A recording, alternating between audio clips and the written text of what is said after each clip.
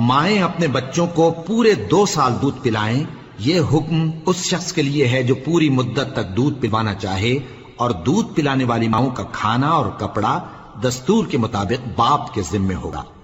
کسی شخص کو اس کی طاقت سے زیادہ تکلیف نہیں دی جاتی، تو یاد رکھو کہ نہ تو ماں کو اس کے بچے کے سبب نقصان پہنچایا جائے اور نہ باپ کو اس کی اولاد کی وجہ سے نقصان پہنچایا جائے، اور اسی طرح نان و نفقہ بچے کے وارث کے ذمے ہے۔ اور اگر دونوں یعنی ماں باپ آپس کی رضامندی اور صلاح سے بچے کا دودھ چھڑانا چاہیں تو ان پر کچھ گناہ نہیں، اور اگر تم اپنی اولاد کو دودھ پلوانا چاہو تو تم پر کچھ گناہ نہیں، بشرطے کہ تم دودھ پلانے والیوں کو دستور کے مطابق ان کا حق جو تم نے دینا کیا تھا دے دو، اور اللہ سے ڈرتے رہو، اور جان رکھو کہ جو کچھ تم کرتے ہو اللہ اس کو دیکھ رہا ہے۔ اور جو لوگ تم میں سے مر جائیں اور عورتیں چھوڑ جائیں تو وہ عورتیں 4 مہینے اور 10 دن اپنے آپ کو روکے رہیں، اور جب یہ عدت پوری کر چکیں اور اپنے حق میں پسندیدہ کام یعنی نکاح کر لیں تو تم پر کچھ گناہ نہیں، اور اللہ تمہارے سب کاموں سے واقف ہے۔ اگر تم اشارے کنائے میں عورتوں کو نکاح کا پیغام بھیجو یا نکاح کی خواہش کو اپنے دلوں میں مخفی رکھو تو تم پر کچھ گناہ نہیں۔ اللہ کو معلوم ہے کہ تم ان سے نکاح کا ذکر کرو گے، مگر ایام عدت میں اس کے سوا کے دستور کے مطابق کوئی بات کہہ دو، پوشیدہ طور پر ان سے قول و قرار نہ کرنا، اور جب تک عدت پوری نہ ہو لے نکاح کا پختہ ارادہ نہ کرنا، اور جان رکھو کہ جو کچھ تمہارے دلوں میں ہے اللہ کو سب معلوم ہے، تو اس سے ڈرتے رہو، اور جان رکھو کہ اللہ بخشنے والا ہے، حلم والا ہے۔ اور اگر تم عورتوں کو ان کے پاس جانے یا ان کا مہر مقرر کرنے سے پہلے طلاق دے دو تو تم پر کچھ گناہ نہیں، ہاں ان کو دستور کے مطابق کچھ خرچ ضرور دو، یعنی مقدور والا اپنے مقدور کے مطابق دے اور تنگ دست اپنی حیثیت کے مطابق۔ نیک لوگوں پر یہ ایک طرح کا حق ہے۔ اور اگر تم عورتوں کو ان کے پاس جانے سے پہلے طلاق دے دو لیکن مہر مقرر کر چکے ہو تو آدھا مہر دینا ہوگا۔ ہاں اگر عورتیں مہر بخش دیں یا مرد جن کے ہاتھ میں عقد نکاح ہے اپنا حق چھوڑ دیں اور پورا مہر دے دیں تو ان کو اختیار ہے، اور اگر تم مرد لوگ ہی اپنا حق چھوڑ دو تو یہ پرہیزگاری کی بات ہے، اور آپس میں بھلائی کرنے کو فراموش نہ کرنا۔ کچھ شک نہیں کہ اللہ تمہارے سب کاموں کو دیکھ رہا ہے۔ مسلمانوں، سب نمازیں خصوصاً بیچ کی نماز یعنی نماز عصر پورے اہتمام کے ساتھ ادا کرتے رہو، اور اللہ کے آگے ادب سے کھڑے رہا کرو۔ پھر اگر تم خوف کی حالت میں ہو تو پیادے یا سوار جس حال میں ہو نماز پڑھ لو۔ پھر جب امن و اطمینان ہو جائے تو جس طریق سے اللہ نے تم کو سکھایا ہے جو تم پہلے نہیں جانتے تھے اللہ کو یاد کرو۔ اور جو لوگ تم میں سے مر جائیں اور عورتیں چھوڑ جائیں وہ اپنی عورتوں کے حق میں وصیت کر جائیں کہ ان کو 1 سال تک خرچ دیا جائے اور گھر سے نہ نکالی جائیں، ہاں اگر وہ خود گھر سے چلی جائیں اور اپنے حق میں پسندیدہ کام یعنی نکاح کر لیں تو تم پر کچھ گناہ نہیں، اور اللہ زبردست ہے، حکمت والا ہے۔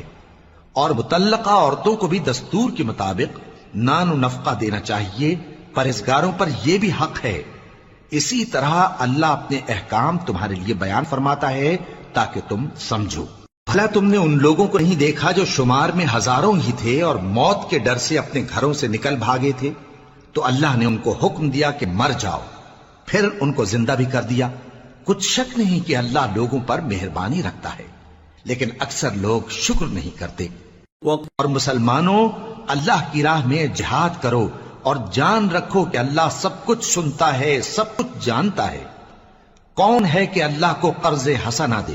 کہ وہ اس کے بدلے اس کو کئی گنا زیادہ دے گا، اور اللہ ہی روزی کو تنگ کرتا اور وہی اسے کشادہ کرتا ہے، اور تم اسی کی طرف لوٹ کر جاؤ گے۔ بھلا تم نے بنی اسرائیل کی ایک جماعت کو نہیں دیکھا جس نے موسیٰ کے بعد اپنے پیغمبر سے کہا کہ آپ ہمارے لیے ایک بادشاہ مقرر کر دیں تاکہ ہم اللہ کی راہ میں جہاد کریں؟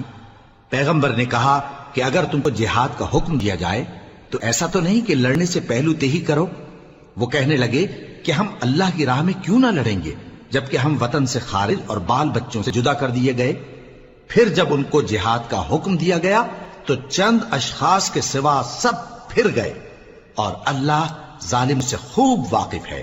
اور پیغمبر نے ان سے یہ بھی کہا کہ اللہ نے تم پر طالوت کو بادشاہ مقرر فرمایا ہے وہ بولے کہ اسے ہم پر بادشاہی کا حق کیوں کر ہو سکتا ہے؟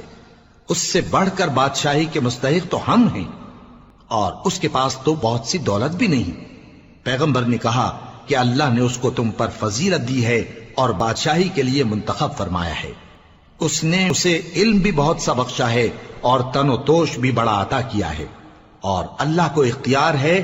جسے چاہے بادشاہی بخشے، وہ بڑا کشائش والا ہے، دانا ہے۔ اور پیغمبر نے ان سے کہا کہ ان کی یعنی طالوت کی بادشاہی کی نشانی یہ ہے کہ تمہارے پاس وہ صندوق آئے گا جس کو فرشتے اٹھائے ہوئے ہوں گے، اس میں تمہارے پروردگار کی طرف سے تسلی بخشنے والی چیز ہوگی اور کچھ اور چیزیں بھی ہوں گی جو موسیٰ اور ہارون چھوڑ گئے تھے۔